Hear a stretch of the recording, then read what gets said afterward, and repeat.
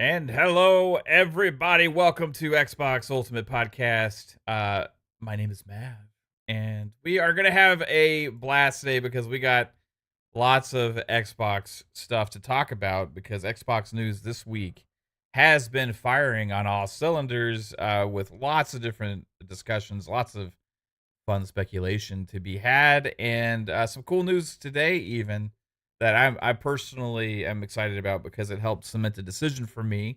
But we'll get into some more of that in a minute. Yeah, thanks everybody for watching, and for anybody also that watched last night on PM and the PM. Thank you all for hanging out with Pong Soul and I. We did lose internet in the middle of that show, which sucks ass anytime something like that happens. But a lot of you made their way to the part two and found us again. So thank you for being there as well on that. But yeah, we're gonna have a fun show today, and we are joined from two of my brothers here, and one of them is from on location in a Monster Mania convention there. And yeah, the one and only Fuzzy Belvedere. I like your new digs, man. Where's the cats? You didn't bring your cats with you? No, we don't Oh, bring the cats. We okay. just set them up with the automated food feeders and water feeders and things like Nice. that. So they got they got the good stuff setting out for them right now, and they got their favorite meal, the uh, flake tuna and shrimp kind of thing. So Oh, they're nice. good. Right on, bro. How's it going? It's going great. As somebody that decided to unplug this week from social media for the most part, it would be a week when there's a lot of like good Xbox news going on and stuff like that. But got up to speed pretty quick, and some of the stuff that we've been talking about for a while and been looking forward to, as far as like the whole handheld and more of the games you own that you can stream and stuff like that. So Yeah. yeah, it's been pretty good week as far as gaming news. But yeah, I'm enjoying the horror cons with the wife. Getting to see some of the people in cosplay like that. This will kind of make up for me not going to FanFest in June. Mhm. Some more airplane issues that I'm already afraid of flying. I don't need Oh god, any yeah. more reason to be afraid of flying. But yeah, this will kind of fill that spot for me. But Yeah. glad to Right be on. here with you guys, and yeah, got some interesting stuff to talk about. Right on, man. Yeah, it's been pretty cool actually. Like you mentioned this week full of news and stuff, and like you said, it was stuff we've been talking about for a while. It's kind of cool to see a lot of the news patterns start to follow like what a lot of the things we've been speculating about for so long. And you're kind of starting to see, okay, like we were on the money on that, we were on the money on this, and kind of with what the thinking is behind the scenes there and kind of the direction that things are going. So we'll get into some more of that here as well during the show. And the one and only Pong Soul is here. Had a fun show last night. Pong, how's it going today? Back again, sir. It is Friday night. It's going great. It's been a real excellent week. I was talking about the weather yesterday to start the show and driving, and today was the nice balmy 73, Ooh. 74. We almost broke a record today. So that was freaking amazing. So yeah, I'm feeling great, man. It's that time of the year. Of course, tomorrow we're gonna get an ice storm. So whatever. Oh It is wow, what it is. that's fantastic. Yeah. Yeah, it'll start raining in the morning and then turn to ice in the afternoon. We'll be back down in the low 30s. So yeah, it's cool. No, it's been a great week so as far as just real life goes. And again, not much exciting stuff as far as gaming, as far as what people like to hear, all brand new stuff. But again, I'm just avowed. Again, just a solid 7 for me, which is a good game to me. And I'm just love the combat and enjoy the exploration. And that's enough to feed my RPG love for right now. Again, it's a basic RPG. It's a very nice RPG, and I'm just enjoying the world. But the combat and the exploration are just they're up there, and they're really good.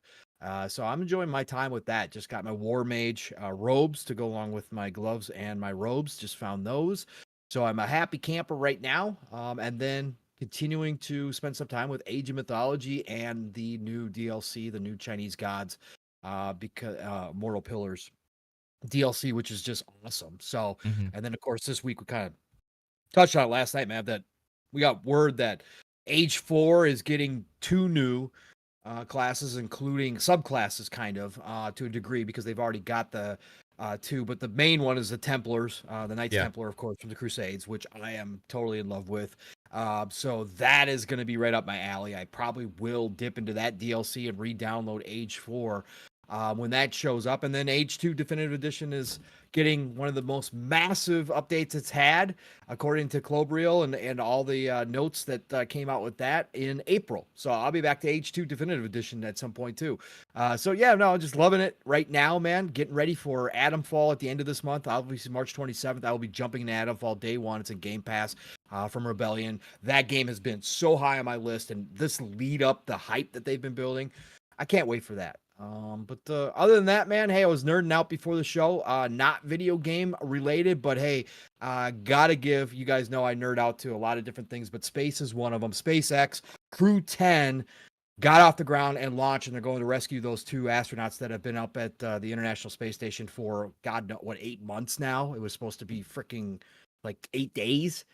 So that did get off the ground, successful launch. They are in space right now, headed towards the space station. So hats off to SpaceX and Elon and everybody over there. I hope they get back safely and bring those two astronauts back. But it's so dope because we get this high definition launch footage now. We get high definition footage from inside the cockpit where they got the touch screens now, and you get the outside cameras. Like it looks like it's not real. Like we can discuss the rabbit hole that is the first moon landing and whether that actually happened or not.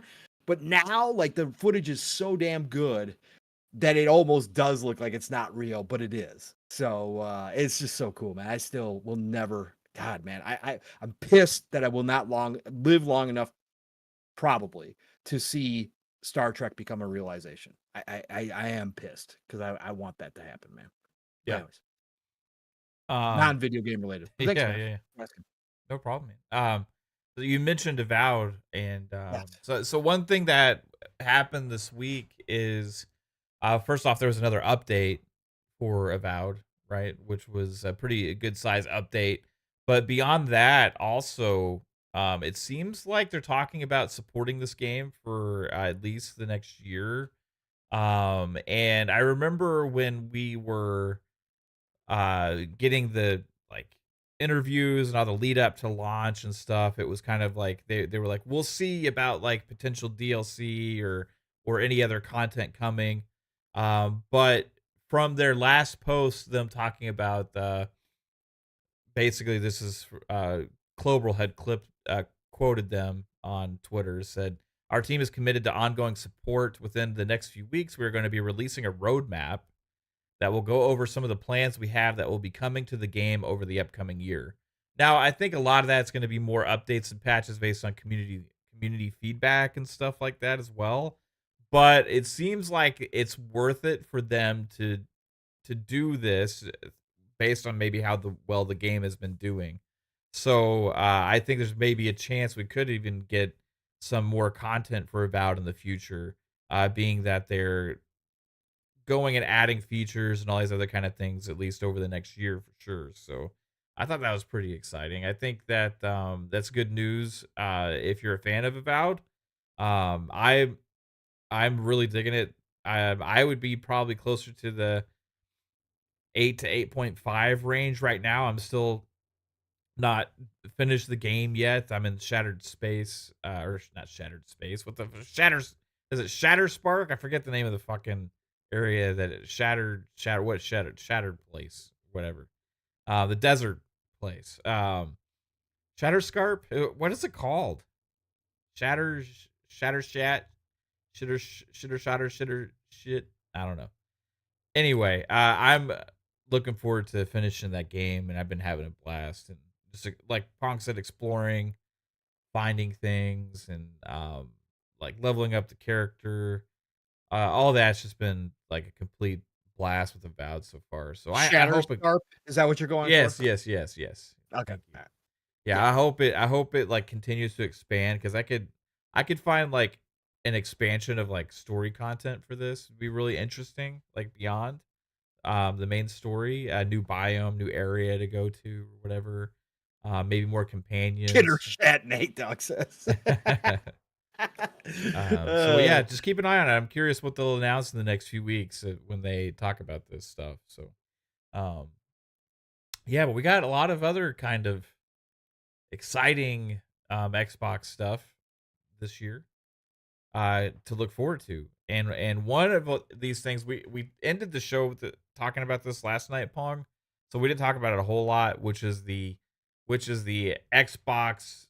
I'll say Xbox themed handheld, right? If you say Xbox handheld directly, a lot of people may misinterpret that as like it's a native put out First. by Xbox first party device, right? But even though it's not that, I do think that this is still important. And this is something we talked about numerous times and speculated on about like, okay, so if we don't get the native handheld, maybe we get one of these third party ones and they kind of use it to kind of, figure things out and put it out there and then build upon something that they're going to build upon. And it seems like that's exactly what they're doing. And we have reports now of this Asus handheld being coming out this year that will launch with a boot mode directly into a new interface for Xbox that is going to give you access. Supposedly, for what we know, it'll give you access to your PC game library. It'll give you access to your Game Pass games and any of the stream your own games and all that kind of stuff as well, right? And we know that on the back end, following some other news that we'll get into in a little bit, they're also doing more updates and adding games to Xbox Anywhere and to stream your own game, and looking at a way to unify the storefront into one storefront. And even one report was talking about, which has been the biggest hurdle. We've been talking about this for weeks, and especially on FSP and stuff, Fuzzy as well, about how is it going to work? How, like, what's that hurdle to get over to get the console library onto PC like devices, right? Because that's always going to be the key with this new idea of what Xbox is going to be going forward, especially next gen.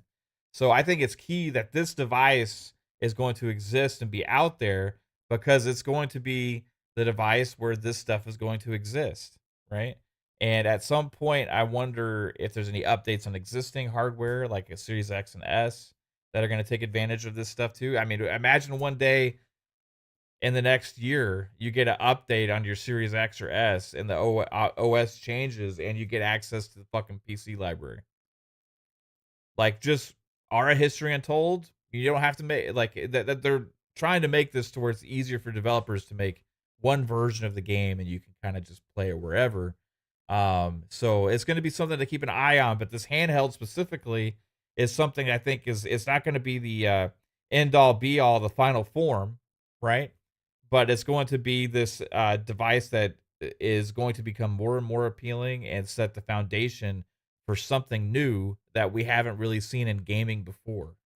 So this is kind of, I think, the dawn of the new era for Xbox later this year when this device launches and the changes that they're making now. Um, Fuzzy, what would it take for you to be interested in buying an Asus Xbox device? Hmm. I see. I'm probably going to wait for the next device, the 2027 portable device. But if the pricing is right, and for me, it needs to be under 600. Like I know that might Five be a ninety bit of a nine stretch, and ninety depending nine on cents. yeah, like it like it doesn't have to be exactly like that, but Yeah, yeah, yeah.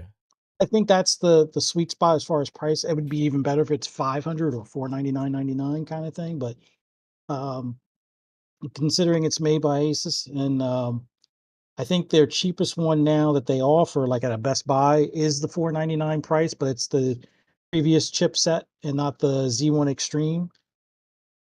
Mhm. I don't know. Like if it's a regular Z1 chip and it's $500, I think for anybody that doesn't already have a PC or doesn't already have a handheld like device like a ROG Ally or Steam Deck, this would be the perfect device to get.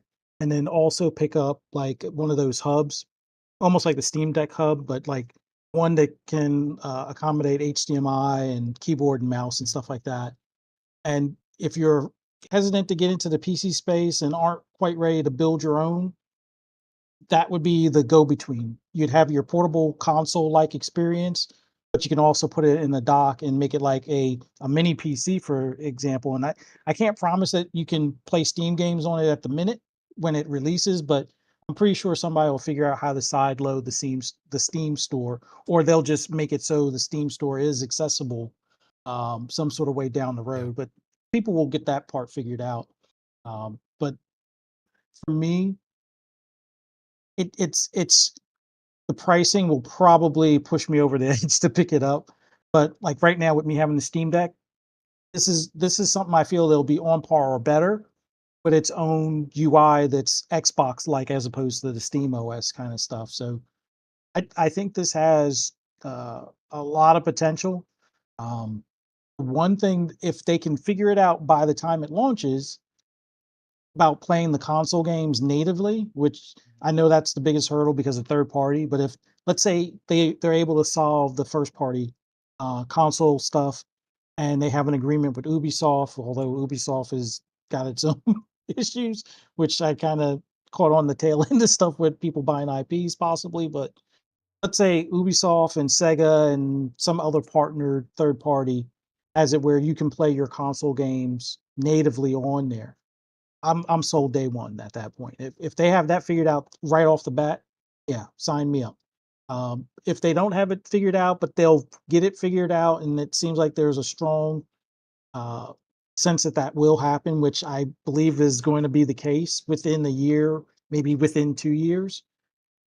I'm probably going to wind up picking it up at some point, but right now it would be like a another Steam Deck for me, and I rather wait for the chipset that matches their 2027 setup. Yeah. It's going to be in line with like a Steam Deck 2, the ROG Ally 2, and all that. But for anybody that doesn't have one of those devices right now, this is going to be one heck of a steal. And I think even at 600, it's a steal.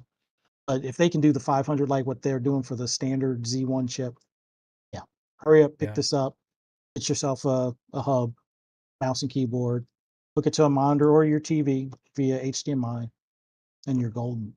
Right. Yeah, and it seems like for the downside of the Windows-based devices like that exists now, from and now this is not from firsthand experience. I have had a Steam Deck, so I've played Steam Deck. I've had like Switch for handhelds and stuff like that, but like I've never had like one of these handheld Windows-based devices, right? And but from hearing like Jez talk about it and some other people, like kind of the biggest hurdle is just kind of like not the OS isn't just really built for handhelds, right? Unlike Steam OS is kind of like more directly, it kind of turns it into a console, a handheld console, whereas the other devices kind of are like, okay, it's kind of like a go between, somewhat interface wise, and it works, but not as great as you would hope for like a dedicated OS, right? That's kind of unifying across different devices and stuff. So I think the key is going to be how easy that OS is to navigate and operate and what it gives you access to. But the good thing is like even if it doesn't have like the full support for hey console games are playable right away, right? Because they're working that out. Supposedly Sarah Bond has a team trying to figure this out to get our console libraries playable on PCs and stuff, right? So once they figure that out, then it's a non-issue, because then everything will just be playable truly everywhere. But for now, it's still dependent up to the publisher and the developers on which games are going to allow to be anywhere or stream your own game. But the cool thing is, on a device like this, it's much easier to have Steam or launch Steam on a device like Windows-based device than it is to launch Game Pass or Windows on a Steam Deck, right? And for somebody like me that has a large Xbox library that also has a Steam library, having a device like that is like, okay, if the game isn't available, right, on the Xbox store for Xbox Play Anywhere or anything like that, it still opens up my options to make it more interesting for me to potentially buy that game on Steam still, because I can still play it on my PC or on my Xboxy handheld device also. So, and then when they get the whole other thing working, then it'll just be Xbox storefront all the way. So there's like it's gonna be interesting, kind of the stopgap world. But if the future exists to where all those storefronts are always accessible anyway, I'm not really losing anything deciding where I buy my games. I'm just gonna be buying them dependent on what gives me the best value and access. So it's gonna be interesting to keep an eye on it and how it's all gonna work for sure. What about you, Pong? Now I know you're not a handheld gamer, right? But is there anything that would convince you to be interested in buying a device like this? No, not until they get everything that you and Fuzzy just talked about figured out. I said it last night too. Like I haven't had any interest in the Steam Deck. I think they're awesome. I think they're cool as hell. You Yeah. guys know this. I'm a tech dude. I love this shit. If I had a very big bank account, I'd have all the toys. Yeah, Okay, just like there's just no doubt. gadgets I'm for not sitting fun. here. Yeah. Yeah, I'm not sitting here saying I wouldn't buy them ever. Like no, of course I would. I'm just saying realistically, with you know my time in the day, I don't have any real place to play them. I don't have any real use for them.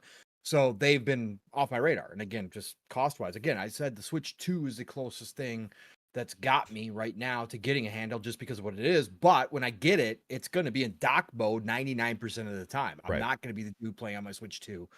But I think that this is a test bed and this needs to be done. I've seen a lot of people downplaying this. Like this is Yeah. not the Xbox handheld. Okay. This is a licensed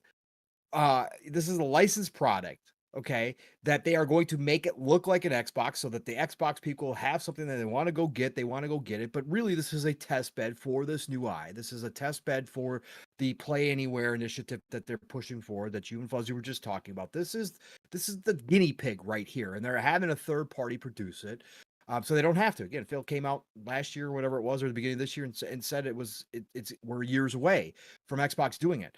By that time, right, when Xbox launches their own, would I be interested? I said it in the past. Yes. Am I first going to be more interested in the hybrid console that they're doing in 2027? Absolutely, of course. That's my jam. But if they get this to the point where everything is seamless in the ecosystem, and what you guys were talking about, man, and what we talked about last night, the biggest part of this information that came out this week was this unified storefront. Yeah. One storefront for all games. If they make that an honest to goodness reality, Mav, and I can just buy one version of a game and it works across these different devices, fuck yeah, I'm in. Like, again, that will be something that entices me to invest even more on this side. Again, you're always going to have the Steam people. You're always going to have the people who have their favorites, the people that just won't ever stray. That's cool. Like I said, I'm not ever going to come out and say that Xbox is going to dominate the world at some point. Like, that's not the case. In my eyes. Could it? Sure. I think that anything's got potential. Things change real quick around this industry. If you guys haven't noticed, this generation is perfect example of that. But I think that does make a compelling argument. And that's what I said they had to do with this next generation. Make a compelling argument as to why people might look over. The people, not us, not those invested in the ecosystem, not those that say, hey, we're, riding this train until the wheels fall off when it comes to Game Pass and all kinds. No, not those people, but the people that are PlayStation only fans, the people that are PC, PlayStation people, the people that are Switch people, to look over and say, so you mean I can get all my storefronts on one, or not all, because again, Nintendo and PlayStation aren't going to be there, but you mean I can get all my PC storefronts and the Xbox ecosystem all in one place? And you're telling me that Xbox has now got it set up to release one version of the game into their store, and I buy that one version, I can play it on my PC, I can play it on my handheld, I can play it on my console, I can play it through my Amazon Fire Stick, I can play it on my phone, I can play it on my tablet. That's going to be compelling to a certain percentage of people. It absolutely is. Once people figure it out. And that's Xbox's next big step here, Mav, and why I'm bringing this up, right? I know I talk a lot and I come from different angles, but why I'm bringing this up is because this handheld, this licensed device that they're supposedly going to have ready by the end of the year with Asus, is a step to, again, getting the word out that this is the Play Anywhere. This is the Xbox now. This is what we're trying to do. This is our new UI that's going to unify across more devices. Yes, it's not the final form. No, we got a lot more work to do, but we are getting there. These are all the little steps that they're going to have to take to try to break through into the, into the greater known industry when it comes to consumers, and convince those people that this vision is real and that this is something that might interest them. And I think that Xbox has got a long ways to go to do that, to define Play Anywhere so that people understand it. Yeah. Again, we just, Mav, we thought that Game Pass would be breakthrough, right? A lot of us did. A lot of us really did feel that Game Pass had a chance to be the Netflix of gaming. I think we've come to find out that it probably is not going to wind up being on that unless something completely changes. People have not decided to play video games the way that they watch movies and TV and consume it that way. But, we still thought that it would get a wider audience than it even has now, just based on pure value. But I don't know if they ever really got the word out about what Game Pass was to gamers. Like, as funny as that is to say, I'm not the dude who says they don't ever advertise, they don't do any of that shit. I just don't know if they ever really got people to know what Game Pass truly offered at the end of the day. Like, Yeah. that I'm still in that kind of boat. So I think this is part of the step, though, for this new Play Anywhere. And I think this is a big moment, and it's a big test bed. And I can't wait to see how it shows up. And I hope people get excited for it. Again, I'm not expecting this to be some freaking 5-10 million unit seller like that. I don't think Xbox is expecting that. I think they just want to get it out into a big group of people, their hands, work on the UI, see how people are using it in real world situations, because you can't replicate that, and then go from there and build upon that till they're ready to launch their own handheld. And I think that this is a nice stepping stone right here. Yeah. Can't wait And to see it. it's interesting that you bring up the Game Pass thing too, because like Yeah. it's like I think Game Pass is a super easy sell to everybody that's already in the ecosystem. Correct. Absolutely. Like 100%. I would imagine the amount of like gamers that game regularly on Xbox consoles, right? Are in the ecosystem. They have the libraries, all that stuff. You have a super high ratio Yes. of users that have bought into Game Pass Ultimate and continue to, and almost feel like they can't live without it now, just like me, right? Yep. Right. But it was, I think the surprising thing for me was the fact that that wasn't enough to move people to buy the consoles, move into the ecosystem as much as I thought they would, because the value speaks for itself, right? But people are so comfortable in their libraries where they buy their games, it's hard to Where their migrate. things are. It's hard to migrate them. It's hard to migrate Yes, it people is. to start using something else or looking other places to access their content. Um, so this is the interesting thing, because with these new devices, right? With the market, how people are kind of changing their habits and all this other kind of stuff, lowering the barriers to where it's like really past the console. They've had a lot of growth on PC with Game Pass already, but you're still having to migrate users from Steam to use the Xbox PC store, and it's even more difficult when not every PC game launches on the Xbox PC store because they just choose not to do so, right? So just having these new devices that have the kind of this dedicated Xbox thing might be attractive to people that are different kinds of gamers than just regular Xbox gamers, right? Mhm. That Mhm. would looking to buy a handheld device. Now you could say, well, they'll just automatically go with Steam Deck, but I could see even those gamers finding it intriguing and interesting. Well, I can still access Steam on that thing, right? Right. But when they Right. boot it up, it is automatically going to boot into Xbox. Right. Now, maybe you can change that. I'm sure you can, right? But Sure you just by can. being default, right? Just like on a Samsung Mhm. device, right? Yeah, you can have different launchers and all these other kind of things. But what is the default that is going to be there is going to be the most popular. things usually, right? So it's kind of this interesting thing to where they're looking for more avenues to sell their games, looking for more avenues to spread Game Pass subscriptions to more users, other than just competing head to head, one to one on the same devices, the same kind of things that they always have been. And part of that is the added value with Xbox Anywhere or having this unified storefront that is really carving a new path never been done before in the industry, right? Changing things where it's like I have a PC library, I have my console library, I have mobile games or whatever. If you just have like they're fucking games, it's just your games library, right? And you'll access your games wherever you are. That's new, right? And that's something that could be a game changer for the industry if it's done right. It's gonna be, and that's why this has been my biggest question this whole time about how this is gonna operate. It's like it sounds amazing. I know the vision. I've been thinking there's all hands on deck behind the scenes to make this thing a reality. All the teams working on building this new Windows slash Xbox hybrid kind of OS thing where you're going to also be able to eventually play your console games that way as well, but on a PC. It's always been the trickiest question of how is this going to be handled, right? So for me, this device that comes out later this year, when it's announced, I'll know more about it, but I'm kind of intrigued because I like want to own it for the access to the different storefronts.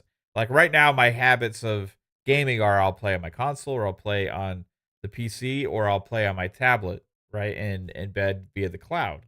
Well, I could look at that as a replacement for the tablet, obviously, because then I get native games across the different libraries that I already own, right, that are available via the PC. Plus, also, I can still do the same things I'm doing now on my tablet with the stream your own game and the and stuff like that, right? With Game Pass via the cloud and all that as well. So it's intriguing to me. Plus, I can also keep an eye and see how it grows and evolves over time. Um, Man, I want a big screen on it.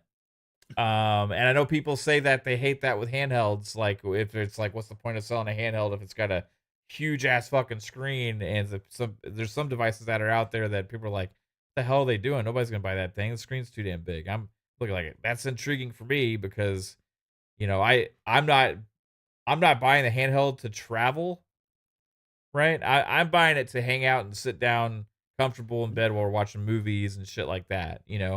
And right now I got my nice OLED tablet that is looks everything looks really crispy and great even via the cloud. Like I want a nice great screen on this thing, man.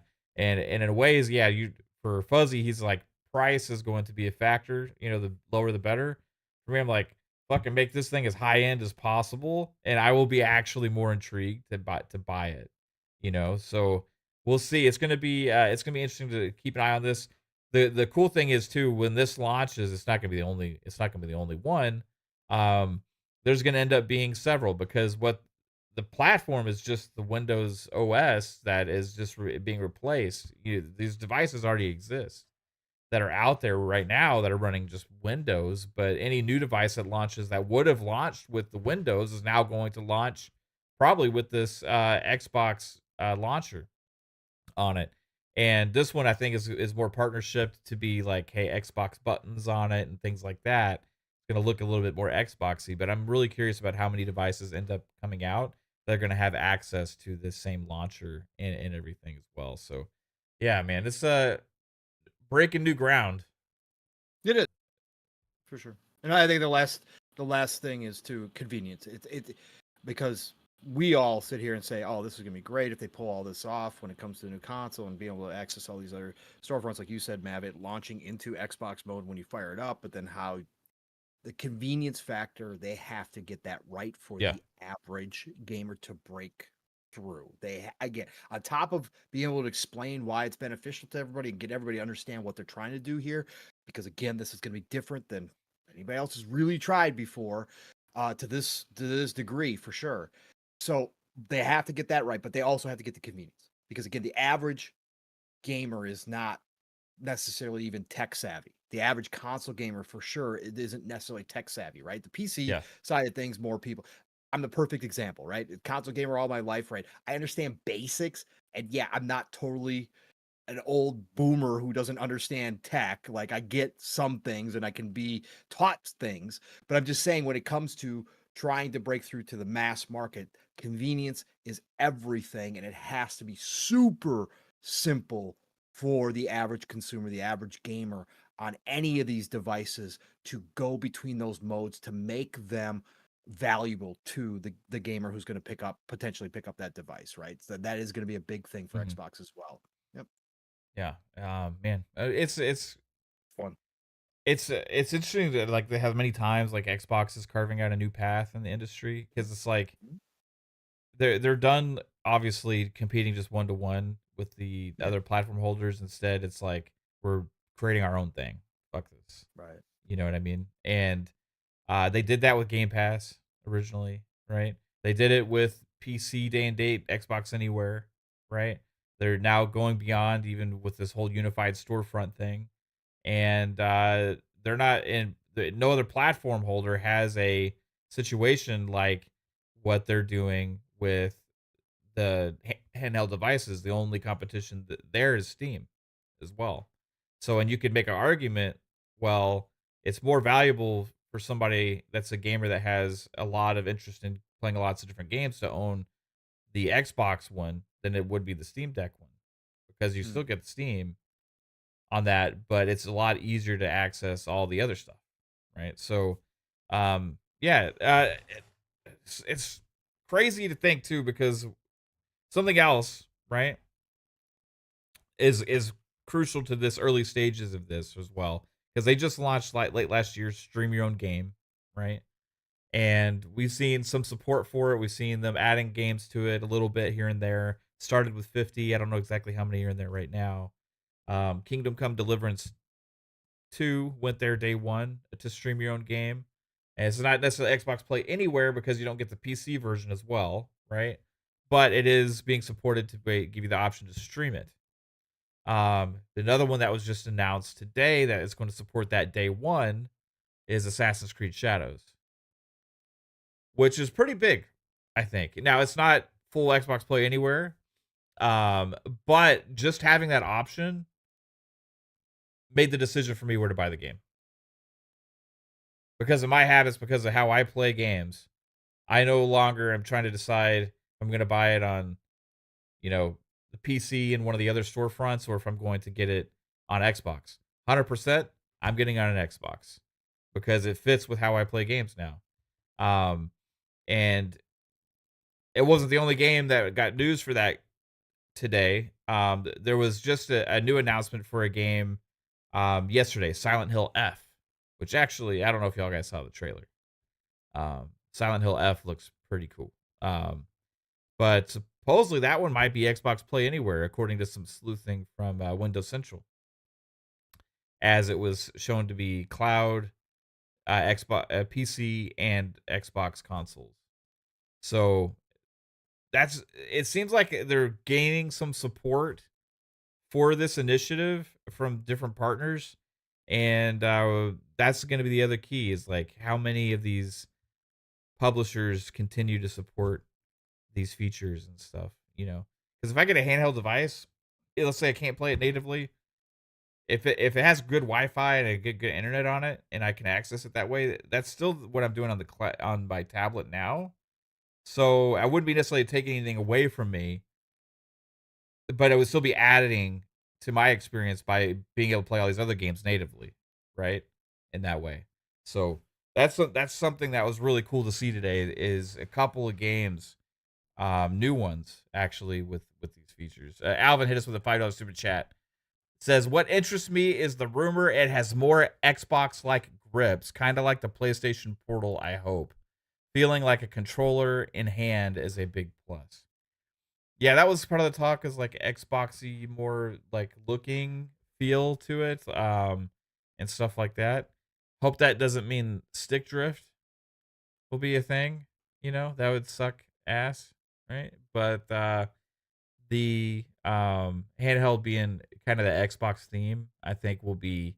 I think you're gonna move some units from some Xbox fans, just in general, as well.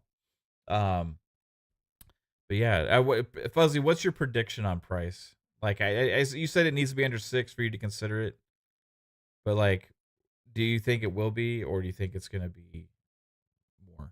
I think if they do a two SKU type of thing, which a lot of these PC handhelds tend to do, um, they'll probably have one that'll be your bare bones 256 gig um, internal drive. Hopefully, I don't think they'll have it where you can use your SD, or not your SD card, but like your Xbox console cards. Like if you could use those, that would be awesome. But I think they'll have it where you have like SD cards, and you could probably get a 1 terabyte. I think I got my 1 terabyte a while back for my Steam Deck for like, I think it was 189 or something like that, but Mhm. it may have been less than that. Um, but I'm hoping they have one at 500, just like the current ROG Ally, and then maybe one that's a little bit higher in price, whether that's 600, 700, or 800. If it's anything over 600, definitely should have a Z1 Extreme. Hopefully has at least 1 terabyte internal SSD. Um, and then maybe it's an 8-inch screen. Like I know my Steam Deck, which I'm trying to get on the hotel Wi-Fi right now, is only a 7-inch screen, but an 8-inch screen would be pretty cool. I know you said you'd rather have like a bigger screen one, Yeah. and I think the Legion Go is like the only other one that really, or the not the new I one, don't I that's don't need the like a without the crazy detachable. ass big screen, you know what I mean? But like Mhm. I don't know what would be considered big, but like like how big is a Switch OLED? I think it's like 7 or something. Yeah, It like it's maybe just smaller than the Steam Deck, if I'm not a mistaken. little bigger than that. Maybe like an 8.5 inch or something like screen. Yeah. I don't need like an 11 inch, you know, too many inches. Eight eight's Uh, good. Eight's good. Um, so maybe around that size, I think would be like intriguing. I just don't want it to be like small because Yeah. I don't. That's one of the reasons I don't like handheld gaming in the past. Is just like it takes away from the experience for me, honestly. So Mhm. yeah, man. We'll see. I'm gonna predict $600, Yeah. but I I maybe think two they'll still fly versions. off the shelves for them. Yeah. Could there be two 2 versions? Like versions would be cool. yeah. So yeah, more news hopefully on this soon. The GDC's around the corner as well, so they're already something else that they were promoting at the same time as the leak for this handheld was the whole hey, we hit a thousand games on Xbox Play Anywhere, right? Um Yeah. More titles were added as well as them celebrating some other newer games that are coming in there. And I think they feel confident about their initiatives with that. And they made it post about how that was a key thing for them at GDC, uh, showing off like developing games for Xbox Play Anywhere and how it's going to benefit developers and publishers and that I think Jason Ronald said during his interview on the Xbox podcast that it's about 20% more playtime and engagement on games that support Xbox Play Anywhere than ones that don't, that Mhm. because of gamers habits changing and stuff. So yeah, I think the stream your own game is like a stopgap. It's like some of the publishers are like, well, we'll do that, but we're not going to go all the way to give you the dual entitlement for PC. You know what I mean? But Yeah. then you have ones like Silent Hill F that might be across the board, you know. Mhm. Um, and that's cool. I hope that grows. But again, at the end of the day, if they figure out the solution, unified storefront, make one copy, it may not be in their hands, right? It's like if you want to support the Xbox ecosystem, put it on Xbox, it's going to be everywhere, right? That's the ecosystem. So I don't know how that'll be a disruption. I would imagine. I don't know how well, some it saves the publishers may devs feel money. about it. It Yeah, saves the devs money. They don't have to make multiple versions, right? So there is some benefit. but And do you again, I think some of still, them would be like, well, but we like double oh yeah, dipping too much, you yeah, yeah, know? yeah. No, absolutely. There is going to be some of that, but that goes back to my ace in the hole, Mav. that Satya talked about, right? Lowering the fees. If they create this unified Right. storefront across everything and they can offer the lowest fees so that the devs and publishers are taking more, the offset of not having that production cost of making 2 versions, right, for Xbox, or even 3 versions if you count like Series X and Series S versions separately, right? And a handheld version. So technically 4. If you've got devs that can just make one version that plays across everybody, everything is taken care of from there on out, right? No matter what the device, and then you're offering them more fees back in return than any other storefront, you might have less resistance to it at the end of the day, because I'm sure there are some, CFOs who will do the math and figure out that it is, potentially, I just, from what I see, just kicking back and looking at it as somebody on the outside, just going, I could definitely see how it all offsets, and it might actually give them more money at the end of the day. They might Yeah. actually reduce costs enough where it is actually a benefit to almost all publishers and devs, and they all get on board with it. Yeah. It's not going to cost them anything extra to do it. Yeah, So, that's a good point, man, because that's something that they had talked about for sure. Chris Jones, member for 22 months, says my brothers fire 100. Hey, thanks Chris Jones, appreciate you for being here, bro. I saw TK Chillin says people I've talked to think $2.99 is way too much.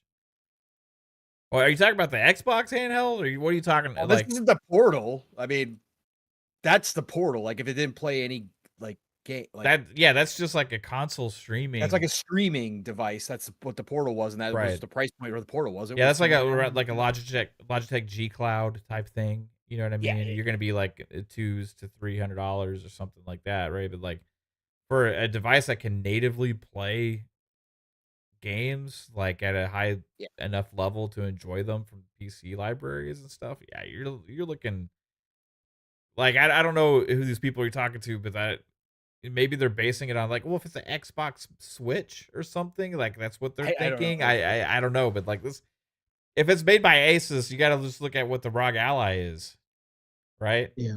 I mean, it's probably going to be the same, basically based on whatever their latest models are for their handheld gaming devices. Maybe they create a whole new spec and come out a little bit lower or a little bit higher. I don't know. But yeah, I think $2.99 is like, that ain't gonna happen. Like unless it sucks. I don't want it to be $2.99. Like if it's $2.99, that thing's gonna suck ass. It'll be $2.99. 2 years later, open box only. Yeah, That's the like only way. scratch Like and you dent. can't even get a Steam Deck for Refurbished. $2.99. Yeah, refer. Yeah. Like, Yeah, these I think even the refurbished Steam Decks are $349. I think. yeah, these are higher end, like good handheld PC like gaming devices are way more than that. So, there's been a lot of conversation I've seen the last couple of days about how much the Switch 2 was going to be, and I think a lot of people are settling on like $399, and people seem shocked about that.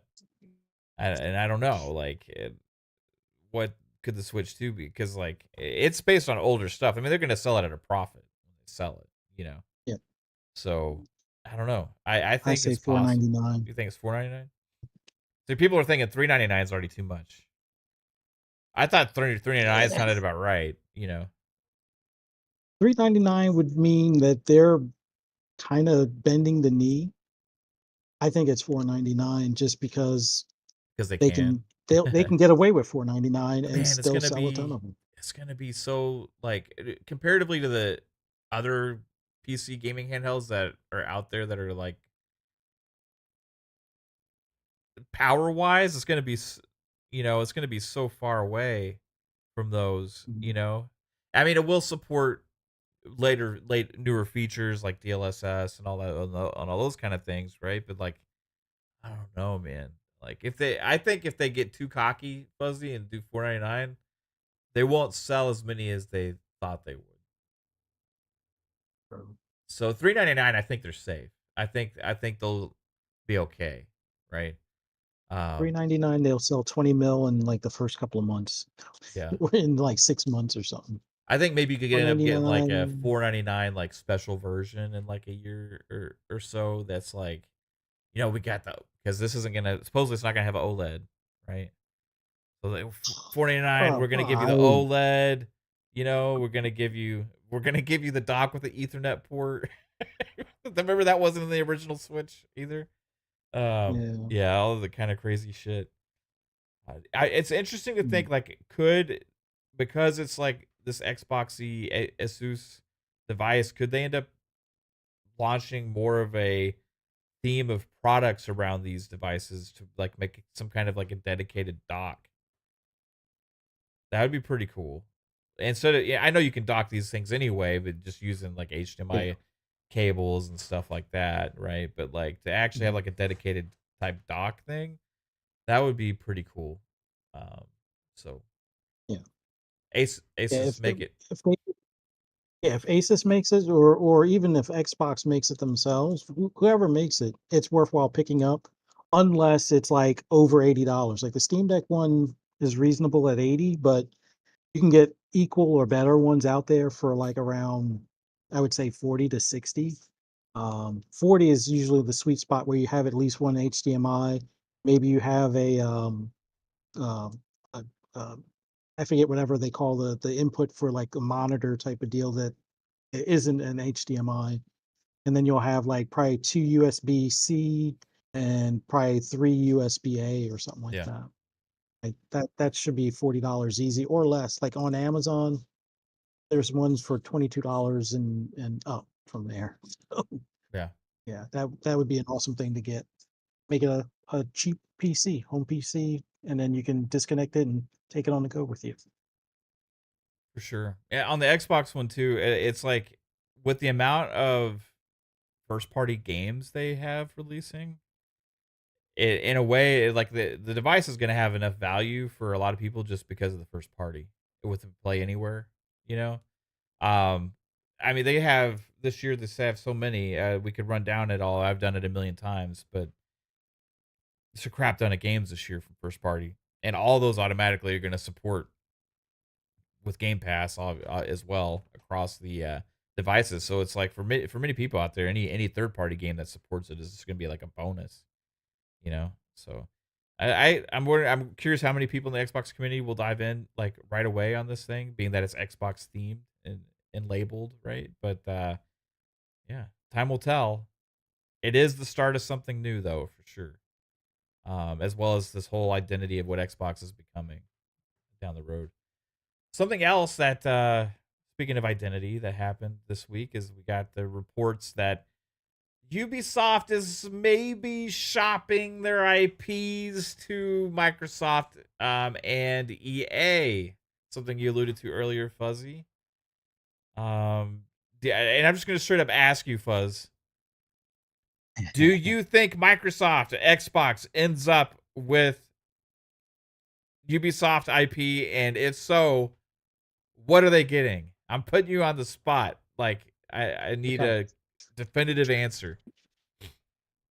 All right. The bare minimum, get Splinter Cell. You have a history with it for your brand. Sure, you're going to make it multi-plat given your current program. That the bare minimum Splinter Cell needs to be. If anything, that should be number one. Um, Me personally, I would love on my wish list for them to get the whole Tom Clancy license. Get all of it. Division, Ghost Recon, uh, you know, Splinter Cell, Rainbow. Just get all of it, and have crossovers between that and Call of Duty, and then maybe that new Activision studio, what was it, Elsewhere or whatever? Maybe they're your Tom Clancy. 'Cause although they may be tired of shooters, but maybe they aren't tired of shooters, just tired of Call of Duty, and you can hand them the entire Tom Clancy license to do as they will, kind of thing. Um, I I'm gonna go out on a limb just because of a studio that PlayStation owns. The person that originally owned that studio, let them get Assassin's Creed. I kind of said it before. I'm surprised before the whole partnership for the streaming stuff that Sony didn't jump after that. I would assume They could have probably, before that whole streaming deal, because Ubisoft was hurting for money back then. Yeah. They could have probably swooped in and said, you know what? We would like to get the Assassin's Creed license and hand it over to Jade Raymond's studio that they acquired or whatever. That would have kind of made sense to me. Although at this point, let Microsoft pick it up, and I don't know if they have to turn all the Assassin's Creed stuff into full RPGs, but they got plenty of studios they could do something with that IP. But hands down, Tom Clancy goes to Xbox. Um, Assassin's Creed goes to PlayStation. Somebody had joked about it earlier. Let the Crew go to EA. Let them. It's that group that they acquired that does like dirt racing and all that other stuff. I forget the name of it now, but since they have that team that does all the other racing games for EA, the Crew would fit in nicely for them. That would be their, not their Forza killer, because it's not going to kill Forza Horizon, but at least they would have something more along those lines, because it seems like they've been trying to turn Need for Speed into that. So that might be something for them to pick up. Far Cry, I don't know who gets that. It'd be nice if Xbox got it and see if they can put a different spin on it to some extent, but I don't know if I think the engine is more valuable than the IP at this point, but they already have, dibs on, well, not really dibs, but like such a good working relationship with Unreal. So Yeah. that's in their pocket for the most part. And they have their own internal ones with Bethesda, some of the Bethesda engines that are being used and whatnot. So, but Tom Clancy, hands down, Splinter Cell, must buy. Like, if they don't get Splinter Cell and Sony gets Splinter Cell, somebody needs to lose a job. I don't know who. No, I'm being not that saying they're Phil. being that they're it's like almost confirmed that they're, this came from a report from like a shareholders thing, right? Where they're upset that they weren't told that Ubisoft is shopping their IP to EA and Microsoft are in negotiations. Being that it's even at the point of negotiations, right? I'm wondering if that puts any pressure. You know what I mean? Like, Ubisoft has leverage for sure. Yeah. Right. But I mean, not Ubisoft. The companies buying the IP from Ubisoft has leverage because they are in desperate. Otherwise, they wouldn't even be up for negotiation or up there at all, right? But I'm just curious, like, knowing that if you don't get these things and ends up Ubisoft shits the bed and these IPs end up somewhere else, some fucking hellhole place that nobody ever wants to see them go to. It's like, but Microsoft, you could have, you got the money, you got the cash, you could have saved it for us. I wonder if there's any bit of that in it, like for Phil specifically, because this is something he talks about, like game preservation, like trying, like saving franchise. There's these different kinds of things, right? And like, I know that he is passionate about the history of Xbox as well. That's one of the reasons why we're getting Ninja Gaiden 4. Yeah. Right? He made that happen. He went to Japan. He talked to Team Ninja. He got them to use Platinum Games. They worked on this for years, trying to get it the situation, because one of the reasons is that that franchise has a history with Xbox, right? And they wanted to bring more East games to Xbox. Splinter Cell has a very deep history with Xbox, specifically. I would argue Ghost Recon also does. Yeah. But and Rainbow Six, especially Vegas and Rainbow Six 3, and you can go on to numerous different games. But the Clancy verse in general, but especially Splinter Cell, has a deep history with Xbox. And if you see Splinter Cell, imagine Sony swoops in and gets Splinter Cell, right? And it gets the Clancy verse. Just imagine the, like, how many Xbox guys, like OGs like us, be like, what the fuck, man? Mhm. Now Sony's already got I Siphon mean, Filter and they ain't doing shit with it. So like, right. Correct. Yeah, I would rather Sony get it than Tencent, but F both of them. No, just Xbox. Like somebody write the check. Like Tom Clancy, you would even possibly get the rights to movie stuff for later because it seems like they still have that itch to some extent. yeah, They can definitely use that transmedia stuff as far as work on a TV series and a game. That Tom Clancy is probably one of the most valuable cross brand type of IPs out there. Like short of Marvel, obviously, or Star Wars, Star Trek, any of that stuff. Tom Clancy, I would say, is definitely up there. Like almost James Bond level at this age. Just because of the variety of stuff that you can do. James Bond is just the one series. Yes, it's a very valuable series, but Tom Clancy, you have a lot of TV series, a lot of movie potential, and a lot of game potential, which their games fit nicely in this live service kind of atmosphere. So yeah. Um, it's just interesting to think about what they could end up with. Like we talked about it a lot last night, Pong. But I'll put you on. I guess I'll put you more on the spot. I just the same question I asked Fuzzy. Does Microsoft Xbox end up with some Ubisoft IP? And if so, what is it? Said last night, I don't know how many options. I heard today that Yves is trying to potentially create a breakaway company to handle some of the IP. Like this is his other big idea. Right? Like what? Like I, what? I don't even fucking understand that. Like would have like a Tom Clancy specific company that breaks away from Ubisoft proper and becomes a separate To make entity. Clancy games? Yes, Well, and why is don't they just funded fucking do by it now under 10 Ubisoft? This is my point: is that the Right. management's not changing. Guillermo family's still going to run it, and it's not going to matter. So they're going to wind up in the same freaking spot, right? So Yeah, like again, that's not helping anybody unless you're selling. That sounds like an right, idea of like, hey, we're retaining part ownership, but Tencent is in charge and right. they're But gonna Yves run would have it. control. Right. Oh my god, that sounds It's a horrible. nightmare. It's a nightmare scenario. So ultimately, yes, I do believe some of the IP does get sold off. I think there was another article I didn't get a chance to read because I was at work today, but I did kind of get the.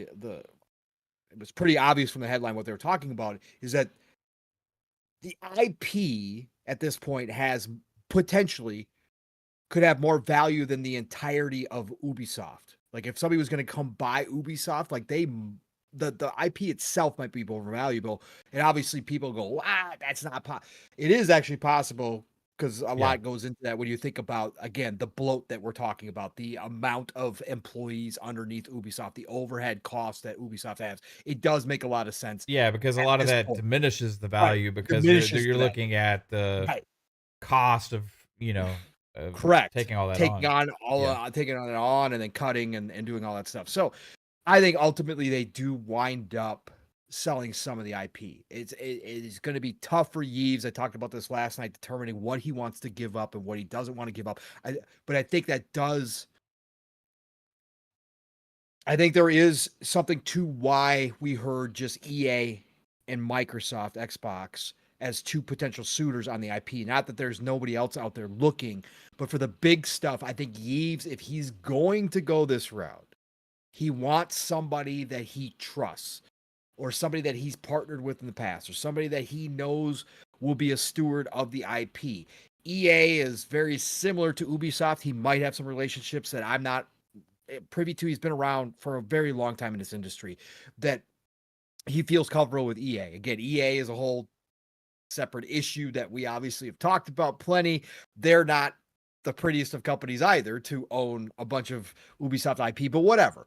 But then you got Xbox and Microsoft, who obviously Yves seems to trust. They just cut that deal, like you guys were just talking about, like we talked about last night for the streaming rights when they had to do the ABK deal. Microsoft and Xbox turned to Ubisoft to be their partner. So there's obviously a level of comfort there that Yves knows that Phil and company would be good stewards for the IP. My point again, and I agree with Fuzzy wholeheartedly. And Fuzzy, obviously, if you listened to us last night, it's Tom Clancy #1. You just get the entire brand. You license back, Rainbow Six Siege. You license back the IP to Ubisoft to make very specific games, but then you go and take the IP that has kind of languished or has been underperforming for a very long time underneath Ubisoft, and you bring it back, like a Splinter Cell, like a Ghost Recon, etc. My whole point again, and I'll just end it here because I talked about it a lot last night. I don't have a whole lot to add. I think Tom Clancy is the big brand, and I think Far Cry is B. I think Yves overall would want to keep Assassin's Creed if he's going to rebuild Ubisoft, if he's going to strip Ubisoft down, but keep the core of the company and then rebuild, because again, the man's got an ego, obviously.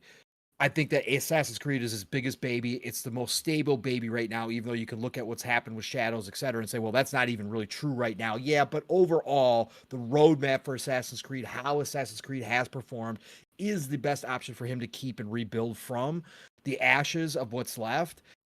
So just, I think Tom Clancy, Far Cry, and then like we talked about, Mav, I think they could bundle a bunch of smaller stuff out to other people, right? That want to take it on. But my point remains the same. Whoever is, if this does happen this way, again, I'm not 100% convinced that this will happen. There's, Yves is, the Guillermo family, something else. But if this does happen, whoever does acquire the IP, you've got to have plans for it. And we talked about it last night, Mav. If I was Xbox and Microsoft and I'm buying let's just say we're buying Tom Clancy. Let's say EA takes Far Cry. Microsoft Xbox buys Tom Clancy. They've got the biggest bank to do that because it is going to be a big money deal. Then you also approach, like I said, Ubisoft. You say, we're going to buy this, but we also want Massive. We want the Snowdrop engine. You guys aren't going to use Massive for Assassin's Creed. Mm-hmm. If that's used, again, I'm speculating on just what I'm seeing.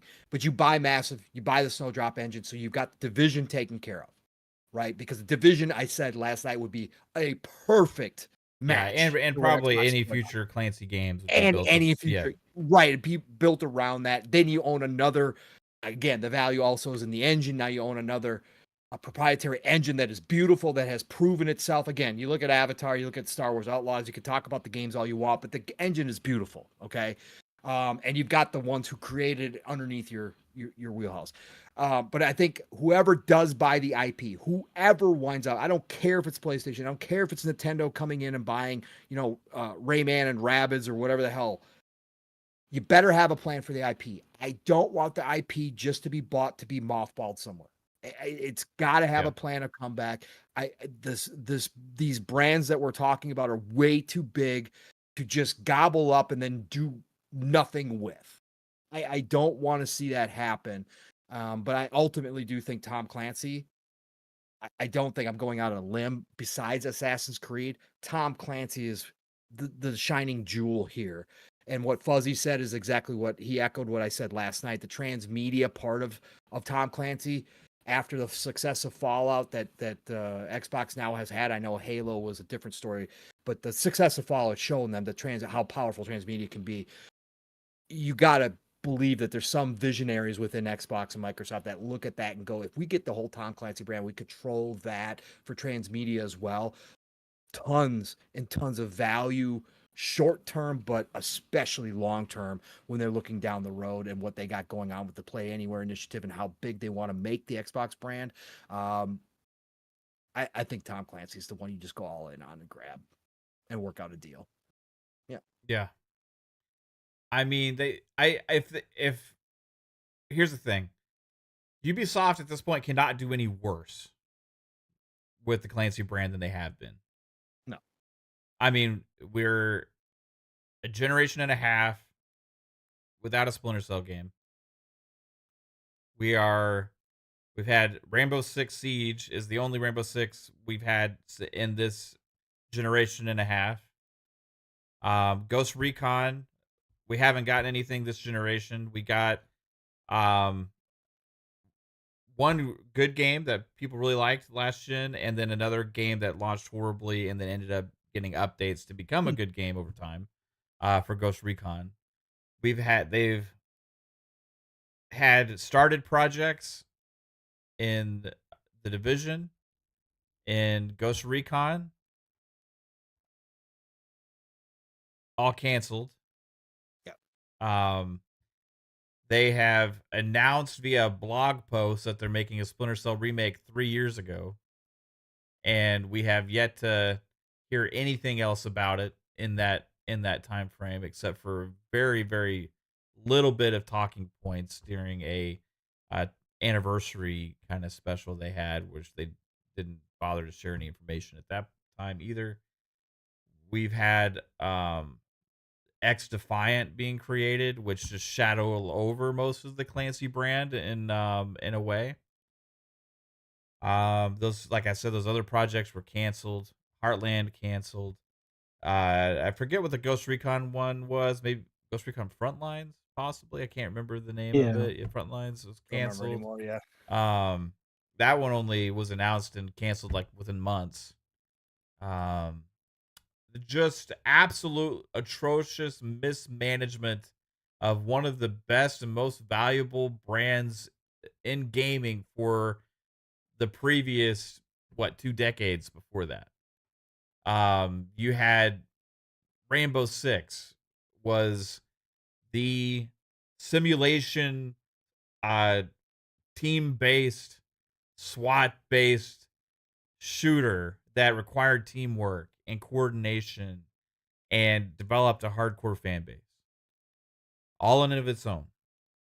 You had Ghost Recon that created the outdoor military soldier uh warfare, just created it and ran with it and did amazing things over multiple generations. You had Splinter Cell. One of the iconic characters was Sam Fisher in gaming history. Was one of the faces of Xbox in the original Xbox days, creating 3 games in the original Xbox generation. Then following, actually, I take it back because Double Agent actually also released on the original Xbox. So 4 games that Double Agent released on 360 and the original Xbox. Then you follow Double Agent up with um, Blacklist, right? Or Conviction, then Blacklist. Conviction, there was a long delay. They tried to change things in between the release of Double Agent and Blacklist. They finally got it out. People love Conviction and Double Agent. People love Conviction though. It was a great game. Multiplayer side took a little bit of a dive with Conviction. Blacklist, great game. Replaced though voice actor for Sam Fisher, Michael Ironside, because of his health issues at the time. Right, not on them for that. Completely situational. However, horrible choice for the person they did choose to replace him with. Great game, fantastic, amazing game. Again, multiplayer kind of slacked compared to the past Splinter Cell games. But since then, nothing. Nothing except cameos from Sam Fisher showing up left and right. Rainbow Six. In every game, but Splinter Cell. Yeah. Mobile games even. 100% VR shit that was canceled too. Like, it's just tons of stuff, right? Like, it's crazy. Rainbow Six, another hugely successful franchise, ran all the way through. They had Rainbow Six Vegas 1 and 2 were just ultimate classics back on the 360. And before that, you had, like I said, the other Rainbow Six games. But what happened with the Xbox One is, they got Siege out. Hey, this is working. There was the Rainbow Six game that was supposed to be made called Patriot that was canceled. They did Siege instead, which is just multiplayer focused. Ran with it. It's about to launch season 10. This game's existing for 10 years without another Rainbow Six, except for an alien one.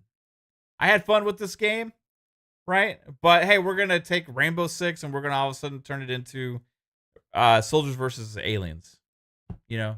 It was just interesting with Rainbow Six Extraction how they did it. It just they have lost the plot of what the Clancy brand is about.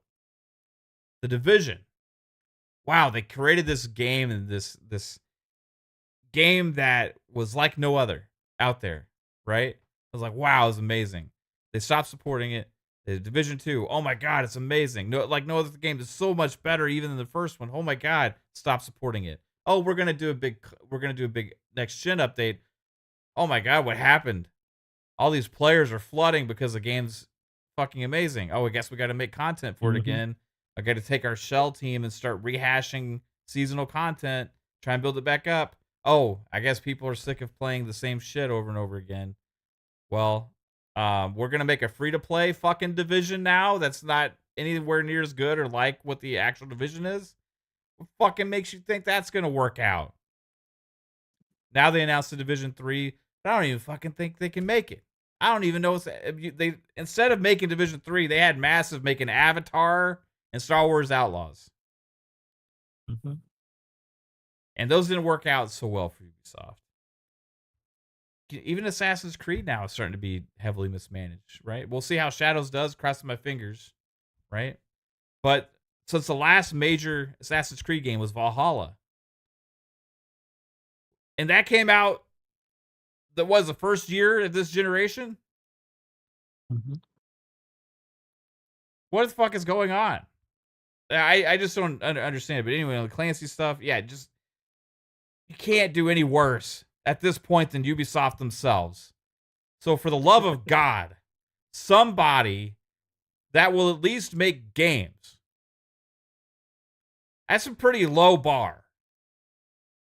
Make games using this IP. Please. Please pony up and give them the money for it. Okay? Like, you got to.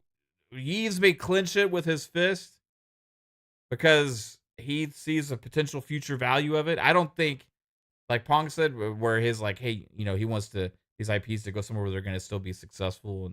And I don't think Yves gives a shit, honestly. I think he's just a cold cut business guy. And I think everything going on now with him is about the business and the company and his ego, right?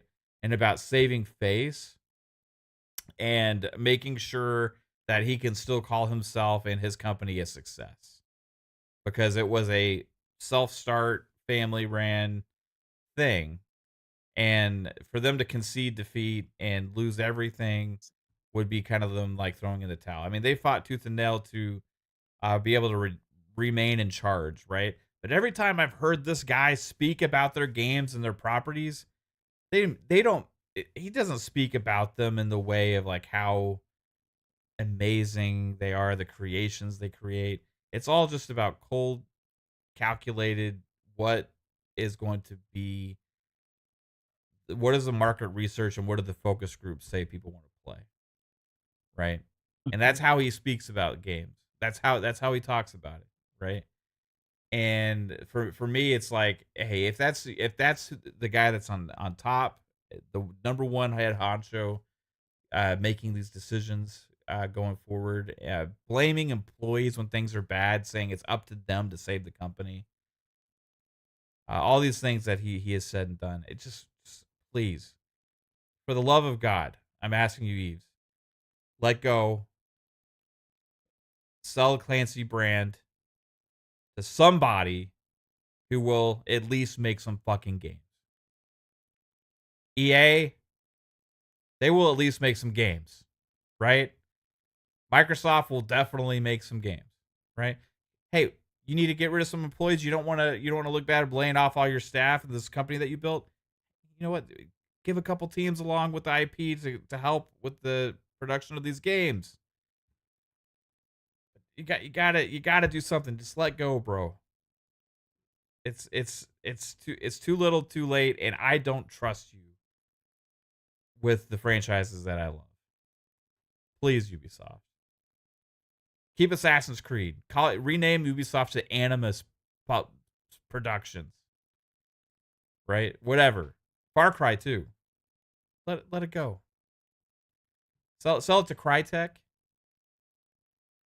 Sell it to EA. Sell it to Microsoft. Sell it to anybody. Let it go, please.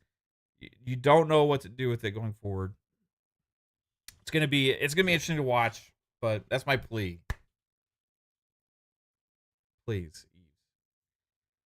You think he'll listen to that? So No. Probably making the phone call right now already. You think so? Putting it all up. He's got tears in his eyes. Yeah. Yeah, you struck home, man. You struck home. I tried. I tried. Beautiful plea. It was a beautiful plea. We should send it to him. Directly. Yeah. He's like, Email who it. is this motherfucker, Mav? And he's so stupid ranting about my games. I built these games with my own 2 hands. You fucking American. I don't know. Maybe he won't. he's say been the problem the whole time. it. Um, Oh man, how many Ubisoft rants and stuff have we had over the course of this channel? Tons. Oh, Tons. They were I so. think I even said somebody should just make him disappear at one point. I think that was how pissed off I was about the whole Division 3 when before they announced Division 3. It's like you have the gold mine you've been chasing into Division. All you have to do is let the studio do as it pleases, as opposed to you trying to make it monetize hell with, oh, let's sell them a knitted hat. But if you don't get the knitted hat you want, we'll give you a quarter of a key. So you have to buy more keys to get the hat you want. Oh, you didn't get it again? Yeah, buy more keys. No, get him out of there. Like, I don't. Yep. I really wish after he started Ubisoft, he went into like his rich man's retirement and be like, "Oh, I'm on a yacht," and let the company run itself, and he just collect the percentage of the profits. Like, just be happy and stress free, not stepping foot in the office. Like, Yeah. I don't know. Oh well. Let's hope for the best. Let's just hope for the best for the Yeah, devs. it's not gonna be too. pretty. It's not gonna be pretty. It's No. not. Ubisoft is in trouble, serious trouble. And doesn't look like there's a miracle that's gonna pull them out of this, and there is gonna be devs there's gonna be massive amounts of devs looking for jobs. Well, This is you also- guys don't think I think it's all- them adding Assassin's Creed Shadows to stream your own game is going to save the company? No, it's not. The fact that they're making these moves this early and that we're hearing about them, Yeah. they already didn't have. Well, then again, they probably didn't have faith from the delay, but it, yeah, I don't. It's going to be newsworthy for a while, and hopefully the devs land where they can land. Hopefully there's enough projects and whatnot out there for them all to find a new home, because it's going to get ugly. It is. Yeah. Yep, it is. Man, Phil, if you get this Clancy brand for Xbox, you're definitely have elevated even beyond to everything else that was done in the history of its tenure. That would be like the can't believe it, that would be the moment. For me, it would be bigger than COD. But that's just for me. I Yeah. know financially it For me won't be too. bigger, but Yeah. No, me, for me too. I mean, I agree with you wholeheartedly, Fuzz. That would be massive for me the personally. people they Like, have now and the stuff they can like- do, and it's like they can Fuzz do so said, much. like Fuzzy just said about Division. We talked about this last night, man. And again, if they actually did pull off what I said and go get massive and get the Snowdrop engine, and you just let think about it, Fuzzy. If they just like they've done with all the other, for the most part, all the other studios that they've now acquired, Xbox, and they just say to Massive, just go to work on Division 3 and make it the game that you can all make after learn all the lessons learned from Division 1 and Division 2. Go make all that stuff.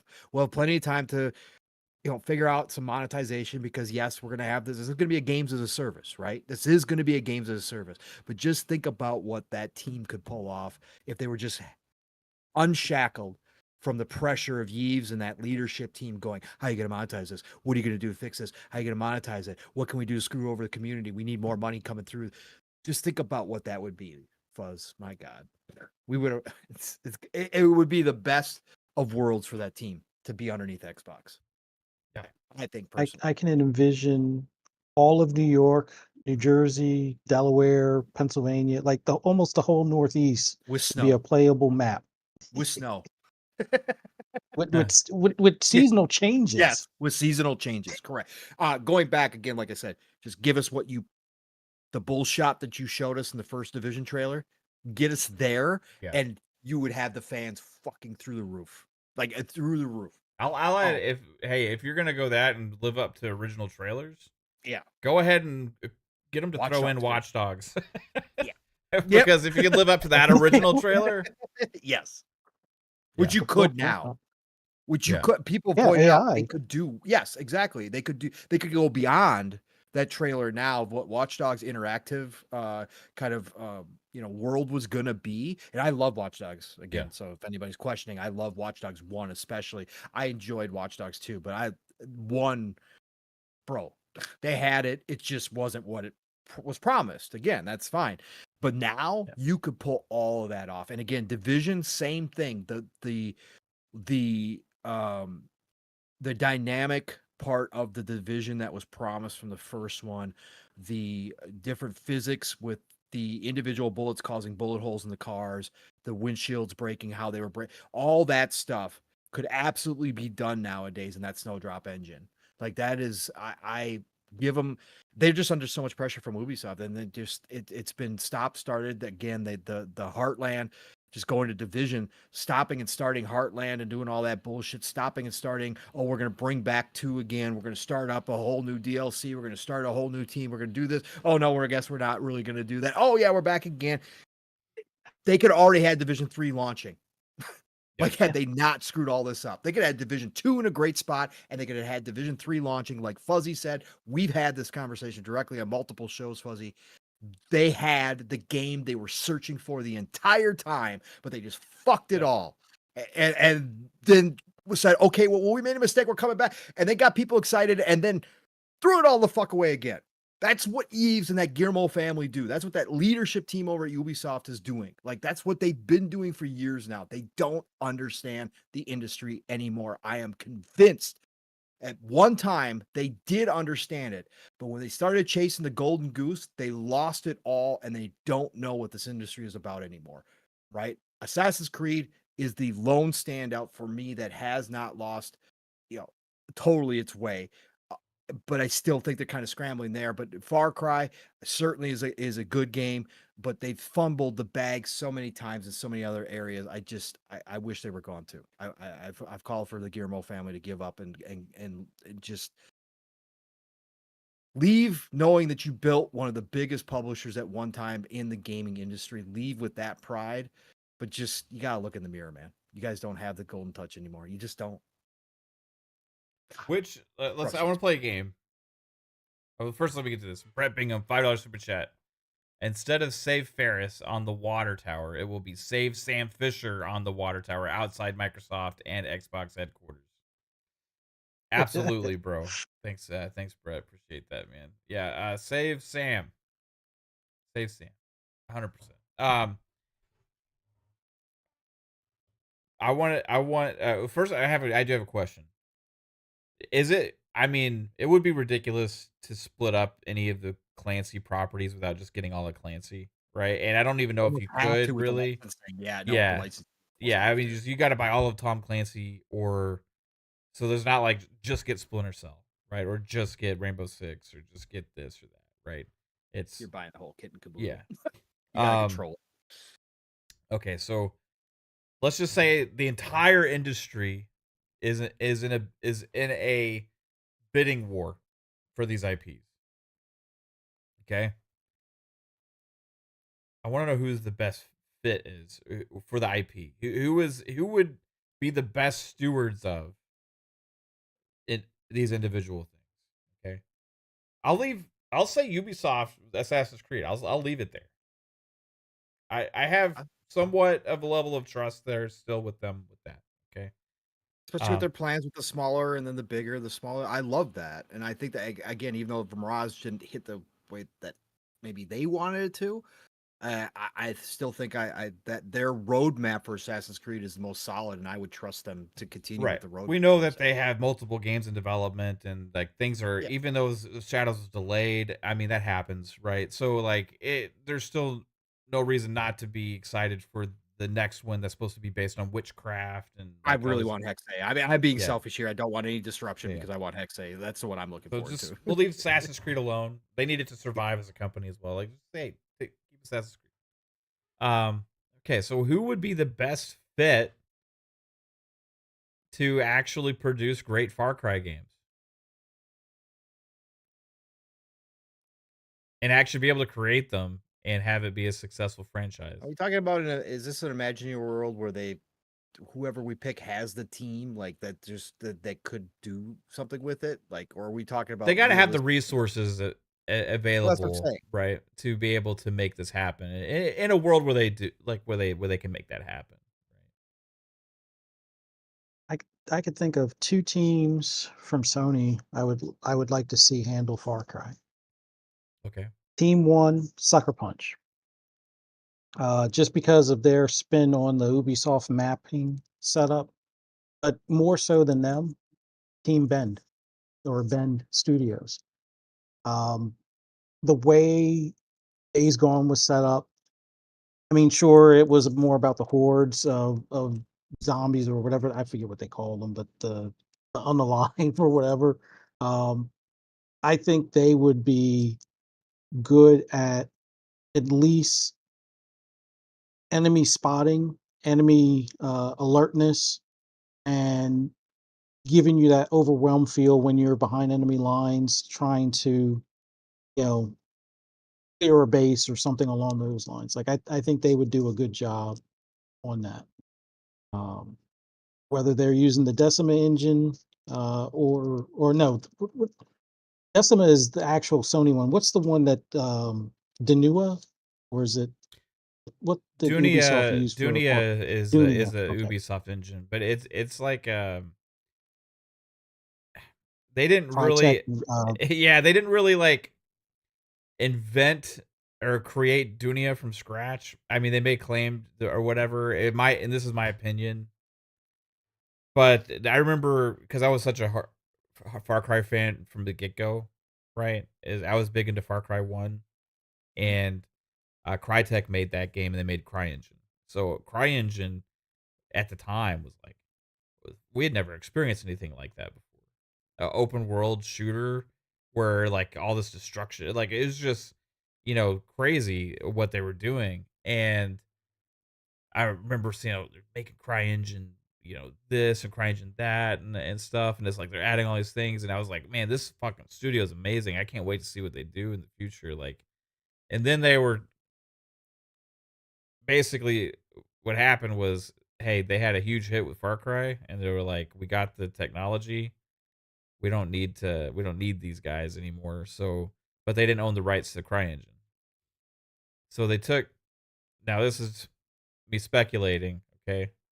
But based on like comments I've read in interviews and stuff from people that were sour at the time, um, basically they took CryEngine and they just kind of added things to it to create Dunia.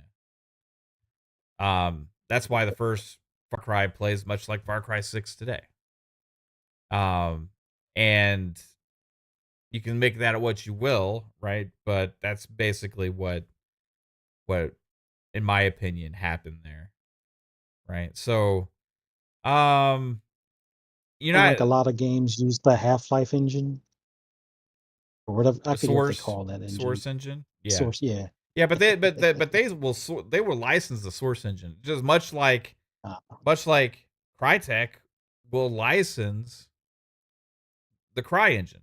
They built that engine to mhm. compete with Unreal Engine, and that was their idea behind CryEngine. We're gonna make this engine and stuff, but it was I think it was more complicated and like even though it's amazing engine, like they just weren't getting as many developers and publishers to like buy into licensing that engine from them. Um, and probably because it was probably harder to develop for. I'm not sure, but man, it was technically amazing, right? But I think Ubisoft was like, hey, we got our own now, right? We don't need CryEngine anymore. We created our own engine, And there's probably developers and publishers that have done this before, right? In the history of gaming. But yeah, that was an interesting thing. So they ended up turning future Far Cry's internally and not using the team that built it anymore. So then Crytek goes on. What do they make? Crysis, another open world sandbox shooter with the latest evolution of CryEngine. And then we got the phrase, "Can it run Crysis?" Right? Because Breaking it was computers to this day. that was that much far advanced over anything else that was out there, right? So technically speaking, I think there's good engineers that know how to operate with that stuff, but there's a reason that hasn't evolved past what it is to an extent, because kind of like Madden, they're kind of stuck in the foundation and just building upon it, right? Or like Call of Duty in the foundation, building upon it, like Halo was. They had the foundation and they're building upon it. And a lot of these teams are like, if we change, it's like going to change everything, you know. So Halo made the decision, but I don't know what will happen with Ubisoft in the future on that. But anyway, yeah, sorry to interrupt us. So Far Cry, who did you say? Between Bend and Oh yeah, Sucker what do you Punch. call 'em? Yeah. I agree. Sucker I Punch. think that I Yep. think either of those could do some cool stuff. You got to have somebody that's capable of making a sandbox open environment. I'm gonna say Techland. Why'd you steal Oh my yeah. shit? I stole it from you. Yeah, you stole it from me. I mean, I've stolen plenty from you Okay, over there. I'll. No, Who I do have you say, stolen Pong? plenty from you. Huh? No, I have stolen plenty from you. No, Techland was my go-to. Techland makes a lot of sense. I guess great minds think alike, just from the standpoint of what they've done with Dying Light. So I can't disagree with you there, sir. I mean, the So new Dying Light that we saw trailer for kind of looks Far Cry-ish to me yeah, with the environment. it does. Yeah. If you want to take a more realistic approach, then I would go even further out on a limb. God, what I can't even remember what their new name is before A Games, right? Metro team. Mm. Oh I would yeah. love to see their take on Far Cry, like a more gritty, Serious, realistic, dark, gritty. yeah, like Far Cry, like kind of like the first one was, but it wasn't like we didn't have the tech back then. You know what I'm saying, Mav? Mhm. But to get back to that basics, and really make Far Cry, yeah, I think 4A. What's their new name? God damn it! Now I hate that they rebranded themselves. Yeah, no, that's where I would go. So I go even further out on a limb. But yeah, Okay. I love the Techland one for sure too. I like that idea too, Yeah. man. That's pretty cool. Yeah. Okay, so what about Maybe did they rebrand to 4A? Is that their new name? maybe it is. I don't Maybe even they're know. 5A. Yeah, no, they're not. But yeah, It was something with an R or something like. that's what I thought too. Not Rebellion, but like No. what the heck was it? Rename 4A. Reality? No, it wasn't. Reburn. Reburn? Reburn. Yeah, Reburn was the new. Yeah. Okay, but 4A Games has cleared the air on the situation between them and Reburn. So, Matt, this went down. Remember we talked about this, and we thought that they were just rebranding because that's what the article is saying. But I Right. guess on March 3rd, this got It's a split? clarified. It is actually a separate team. By the sounds of it, again, I just saw this article, but 4A Games clarifies the situation with Reburn and the upcoming Metro 4 game. 4A Games has cleared the air on the situation between them and Reburn. So yeah, it sounds like they're separate. What? Okay, hold on. Hold on. That they were So the producing spinoff has a because spinoff. they're doing the La Quimera game, right? Reburn Yeah. is, and we were wondering about Metro 4. What had been unclear till now was whether Reburn was an entity of 4A Games team still working Kiev, or if they still had some Kiev-based employees working separately and remotely. Now we understand that they ended up making a separate Kiev studio after all. So yeah, it's like a sister studio by the sounds of it, because they're using the Metro engine for their new game, right? So interesting. So it's almost like how 4A spun off of GSC and Yes. Reburn is spun off of 4A. Right. Huh. Okay. Crazy. So, anyways, Well, I look I forward just to saw their that. Sorry. post-apocalyptic Chernobyl based game that's separate from 4As and Well, remember the GSC. Quimera is not because it's in the jungles, Oh, right? okay, yeah. Remember that's that Yeah, yeah, kind yeah. of jungle South American one, but it's kind of set in the Mm. future, so there was some sci-fi. The one that looked like Killzone in some certain Yeah. shots, What right? was that one So called? La Quimera. La Quimera. Yeah, Quimera, Quimera. So yeah, and that was that one that we just got that trailer, the teaser trailer, the Yeah, that announcement. looked Yeah. ridiculously good. Yeah, yeah, yeah, Yeah, yeah, yeah, yeah. yeah, Yeah, yeah. Yeah. that's Now Rebirth. the gunplay and all that stuff and the mechanics as far as like the reloads and just the intricacy of the weapons. That DNA from GSC to 4A looks like it's carrying over there as well. So Yeah. So take any of those. We could take GSC, we take 4A or Reburn now. Any of those could make Far Cry. Yeah. Fuck, let's go for it. A dark, grittier, yeah. more grounded Far Cry would be dope. All right. What about Prince of Persia? You say like I mean they've Ubisoft. Here's the thing. They just launched a good Prince of Persia game, They did. Yeah. right? Nobody Yeah. played it. So I don't know who that's on.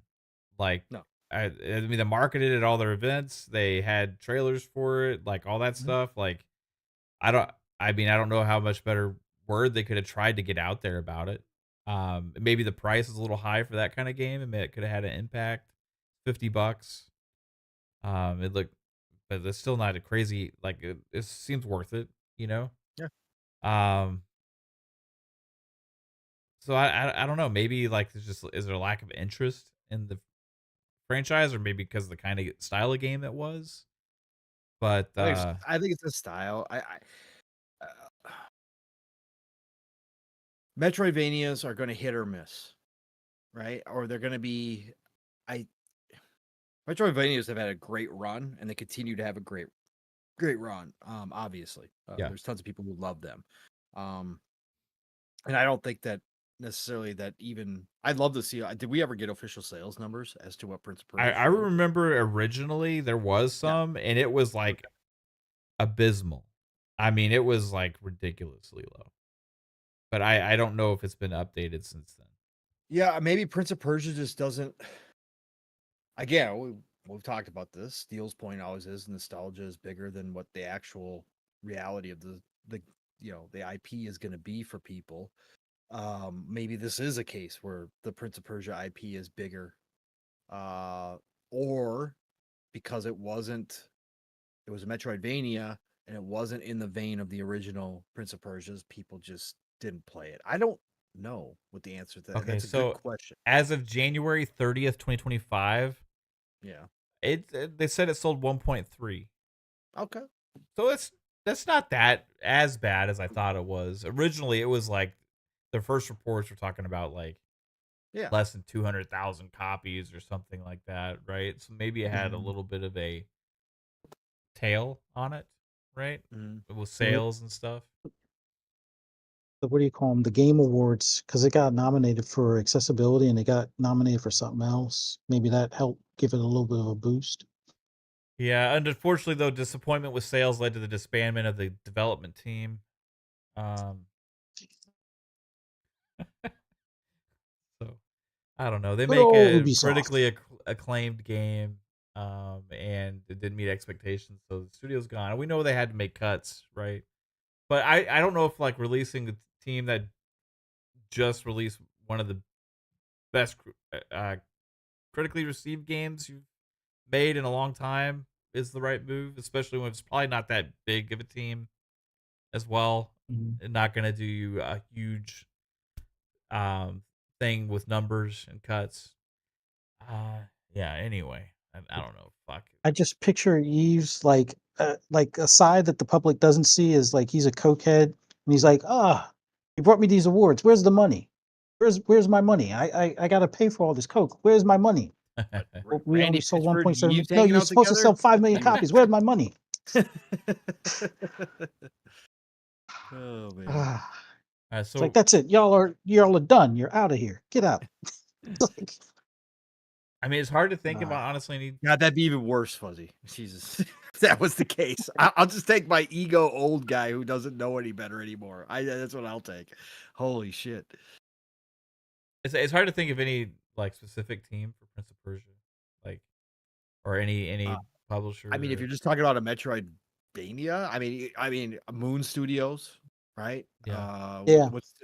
Moon would be a great spot. What's the team But that you did also do have the traditional 3D action games too, right? Which like is Sands of don't they Time still and stuff. have one in production? That So one that went to the company that was mobile games, and then they took it away from them because the reception was so bad. But they said it was that still was supposed to be like a that was supposed to be a return to Prince of Persia, like the older style, right? The yeah, the original adventure, style. yeah, the But adventure yeah, I'm style, talking right? about the like like the 360 era Prince of Persia games, like Sure, the Sands of sure, Time and stuff. yeah. Well, they almost had like the watercolor esque things going on and stuff. Like those were very popular. Mm. And for some reason they went away from it. Um, I mean, I think I can see going crazy with like the Prince of Persia if you're gonna do something like way outside the box and try to bring back, make it an action game, right? Make it an action adventure game. I, I mean, hell, you could have. There's so many different people that could pull that off for you. But like, I mean, you could go like a Crystal Dynamics. You could go. I mean, you could go heavy action, like the Prince of Persia with the time mechanic, and really get buck wild. You could go with like a Platinum Games yeah, and go that route with heavy combat focus with time manipulation mechanics, which would be cool as hell, right? If you're trying to re-envision that IP a little bit, yeah, I could pull some crazy shit out of my yeah, head if I really wanted to redo that Prince of Persia completely and yeah. start new, reboot it. Yeah, that'd be dope. So are we all in agreement that the actual best, not just because we're Xbox guys or it's our chosen platform, whatever, but the best stewards of the Clancy brand would be Xbox? I Absolutely. Considering who's out there, yeah. I mean, do I want Tencent owning it? No. I mean, they've done decently with the stuff that they have supported, but do I? No, I don't. Yeah, I'm trying to think about this unbiasedly and like I Right? mean Do if I, PlayStation guys EA? you'll get the No. games too, right? Like but Well, they would right, be obviously we know that now, right? right. Everybody's getting it. Yeah, I mean like Mhm. they'd be in Game Pass for Xbox gamers too, which could actually help propel some of these franchises again. They'll be The on one thing all these I different would say, devices. the one smaller studio, I think I could see doing a rainbow game that's more like SWAT style, would be, Void Interactive. Hmm, Guys that did Ready or Not. hmm, I think they would interesting. be a good team to kinda give, like, a smaller experience SWAT version of Rainbow. I like what they did as far as Ready or Not. It depending on how sweaty you want to get as far as how you play it. But if you're going for more of a chill atmosphere, you can turn down the AI a bit and not get one shot as soon as you walk in the door. But yeah, I love what they did as far as Ready or Not and the different environments. I mean, yeah, some of them were purposely more controversial as far as like the prepper basement bomb maker kind of guy, or like a um, you know pipe bomber. I forget the guy's name now, but or you could go with the school shooter one that they had, the active shooter deal, where yeah, controversial. I know strikes a chord or a nerve for some people, but if you're going for that sim SWAT type game, I think they would be a good team to tap. Yeah, I'm not even familiar with that one, but the yeah, Ready or Not, I've seen that. There's some decent like good like SWAT based kind of like smaller like semi kind of games that are on PC only and stuff, right? But like oh man, I just try and think about like just the brands in general, like and being able to put out multiple games for multiple franchises and all these kind of things because Clancy's got to like we said move all together, you know, too. So like if you don't have the team, who's the best also capable of bringing in a team to do it, you know? And so that's always going to be part of it also. Like I think Sony could not handle Clancy. I mean, they don't make shooters now, right? Like, and they don't Mhm. have the teams to make them. They don't have the people to make them. They don't have the resources to go and get a bunch of studios to make games like that also, right? So As much Sony as I like second off. Destiny, I definitely wouldn't have Bungie anywhere near it. Yeah. So Sony, no, like I would say, like, publisher wise, I could see EA being capable of doing it, right? Yeah, for sure. I just wouldn't expect anything spectacular out of him. But Mhm. again, okay, let's do. I didn't think about this last night when we were bringing up. Okay, his plate's already full, but if EA buys it and you give Tom Clancy to Zampella Oh to yeah. control, oh, God. oh, Could you okay, imagine the military shooter he would make based on Clancy? right, right. And I didn't even think about this last night, Yeah. which we should have, right? Because of what obviously in Zampella we trust. But yeah, like the dude's got everything on his plate right now, but you give him the Clancy brand with Battlefield, and you tell him that's a separate like we were talking about last night, like basically it's a separate company at that point, and you give it all to Zampella and his teams, and he gets to make okay. Oh yeah. If I was Zampella, Yeah, my like, I'd be licking my chops to just right, get my hands right, on this world and to create. right. I mean, you're talking And if about something. EA could open up the budgets, give him more money to go build some teams around the Tom Clancy brands, obviously with how much IP that is and how valuable it is, and they give him that freedom to do like a separate, like almost a publisher within a publisher of that. Mhm. Like yeah, go. Yeah, I mean, I think the EA could handle it, right? Obviously, I think Yeah, they need to bring in some more, teams and stuff. Mhm, mhm. Um, I- For sure. they definitely have to ramp up Yeah. some things. what about Take Two? I mean, they have Borderlands, but they go to Gearbox for that, right? So, um, They're not used to being The only, in. Go ahead, Fuzz. Go ahead. see, my biggest fear would be they would probably add some great mechanics as far as like the whole bullet time thing. The visuals would be ultra, realistic kind of. But I don't. Their gun mechanics for games like Grand Theft Auto. I mean, they're okay for the single player, but yeah, like if you're ever going to do a multiplayer, I don't like their gun mechanics. I hear you. Maybe it's just me. I have this, like, one reason I said Take Two is because I have in the back of my mind one team that I would just love to see create a Clancy verse open game, and that's Rockstar. Yeah. Like I could just imagine the detail and like what they could do, like, in a You world get of one game every 12. I Again, it's like I know. I just, like, Bethesda, it you would get be one like, game every 8-10 years. I Like know, right? Like, so yeah, you would have to do the other teams to make other games in the franchises, right? But I would just, like, could you imagine, like, this story that they could? Well, they don't have the same writers anymore, so I don't even fucking know. So, but I could just imagine the writers that No, were but there, like, really doing something amazing with a level of detail and building some kind of very I could grand. totally see. Yeah, I could totally see. Remember that game that they never released? What was it, Spy or something like that? Yeah, yeah, the one that they had Like forever.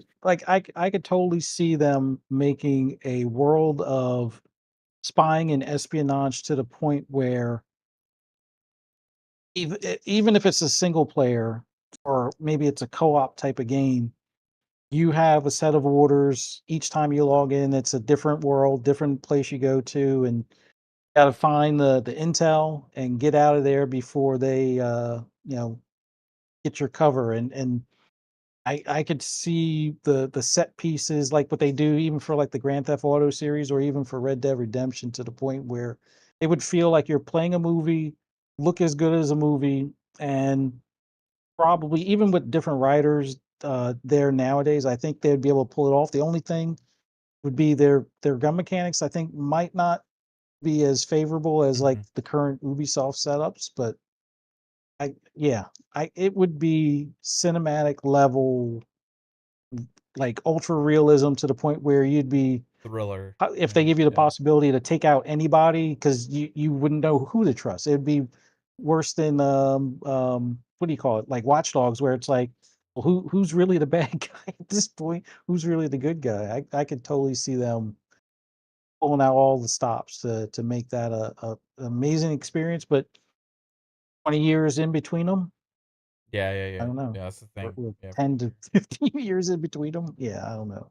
Yeah, I mean, there's so many. I mean, fuck. It like I mean, I think honestly the best fit is Xbox from development's perspective, from the ability to support it going forward, for the ability to grow the franchises, for the um ability to bring in teams as well if they need to.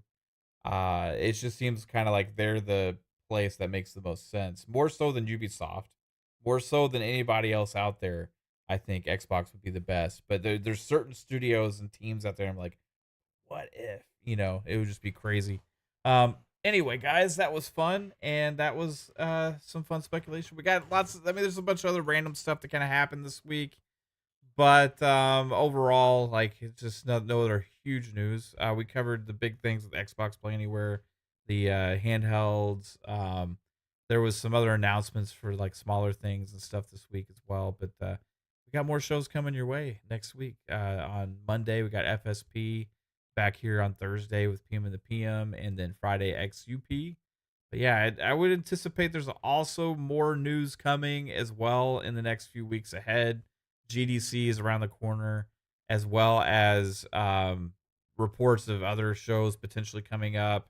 We know there's an Elder Scrolls Online thing that is going to be happening. Supposedly there's a Doom event thing that's happening. Tons of other things to keep an eye on out there where we could get some cool stuff soon. But thanks everybody in the chat for watching tonight. And Fuzzy Belvedere, tell everybody where they can find you, sir.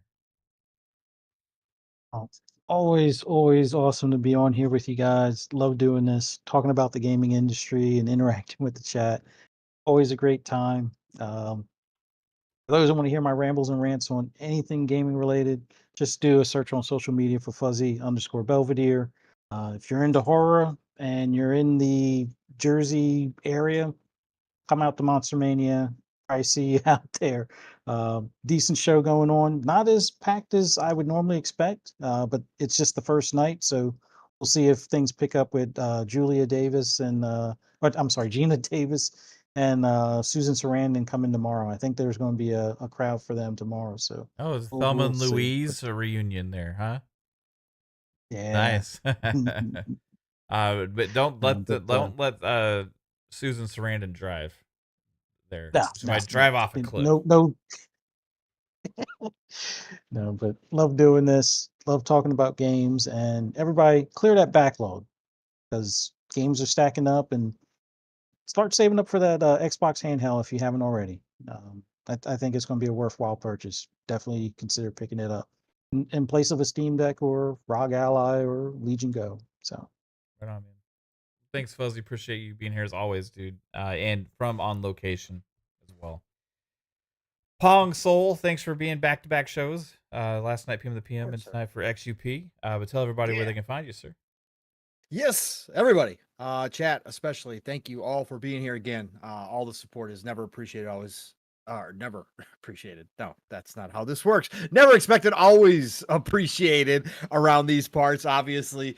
And again, you guys are giving us your most valuable commodity, which is your time. And again, it's nothing but love and respect that you come out to this show and all the other shows everywhere and sit back and kick back and listen and interact with us as well, and just have a good time talking about our favorite hobby. And of course, gotta appreciate Fuzzy a little extra tonight for again being out there living the retirement golden life with where his wife just drags him around to shows and he acts like he's really upset about it, but he still finds a way to come on and join us as well. So shout out to Fuzz for that. Great to hear you tonight, brother. And I love hearing your perspectives on all this stuff. And obviously, Matt, back-to-back shows, as always. PM and the PM and now tonight. I love hearing you, brother. So thanks for being here and all the stuff that you do. And obviously, again, hats off and much love to Caitlin for all the work she does on the Fun Speculation Network. Without you two, we couldn't do this. So thank you for all that. You guys know how to find me, Pong Soul, everywhere. And follow me, I'll follow you back. And then, of course, tomorrow morning, wake up with the one and only living split screen, myself, my brother from the steel rain. We will take you from your morning to your afternoon to your evening, depending on where you are in the world. 3+ hours. The Splitters hype train gets rolling, 10 a.m. Eastern, 9 o'clock Central Time. Split screen is all one word, and you know we definitely bring it differently on Saturday mornings.